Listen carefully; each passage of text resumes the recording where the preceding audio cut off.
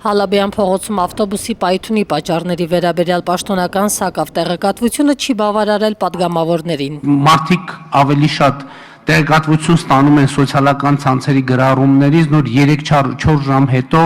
պաշտոնական մարմինները հետևից հաստատելով գալիս են։ Եվ ոստիկանապետը, եւ քննչական կոմիտեի ղեկավարը, եւ գլխավոր դատախազը, բոլորը այնտեղ են եղել, բոլորը ուղիղ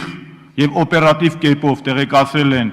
ինֆորմացիա։ Բարգավաճ Հայաստան խմբակցության ղեկավարն էլ դժգոհեց, ինչու պիտի հերթական անգամ Երևանում տեղի ունեցածի մասին իմանանք ռուսական մամուլից։ Որոնք արդեն ինչ վարկած, այդ թվում նաև տերակտ, ահաբեկչություն գրում են։ Ես հասկանում եմ, որ դուք որպես նախկին լրագրող շատ եք սիրում հղում անել մամուլին։ Ես ձեզ խորհուրդ եմ տալի, այս իրավիճակում մամուլին հղում մի արեք եւ հղում արեք պաշտոնական աղբյուրներին։ Ազգային ժողովում շարունակում են ընտրական օրենսգրքի նախագծի վերջնական տարբերակի քննարկումները։ Հրանտ Բագրատյանը 19 հարց ուներ նախագծի համահեղինակին, սակայն մասամբ կարողացավ հնչեցնել։ Համաձայն եք, որ եթե մենք ասում ենք կայուն մեծամասնություն, ուրեմն կա կայուն փոքրամասնություն, ճիշտ է։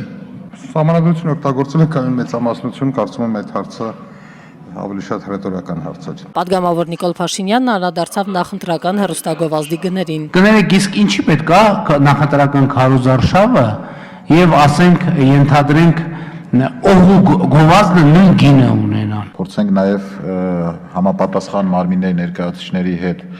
կապ հաստատենք եւ հասկանանք ինչն է խնդիրը։ Իդեպ ազգային ժողովը չանցկացրեց Հրազդան ցեմենտ գործարանի տուժտուգանքները ներելու մասին աղմկահարույց նախագիծը։ Ընդդիմությունը չքվեարկեց, Հայաստանի Հանրապետական կուսակցության պատգամավորների մեծամասնությունը դա լիճում չէր, իսկ այս խմբակցությունից Կարեն Կարապետյանը դեմ քվեարկեց։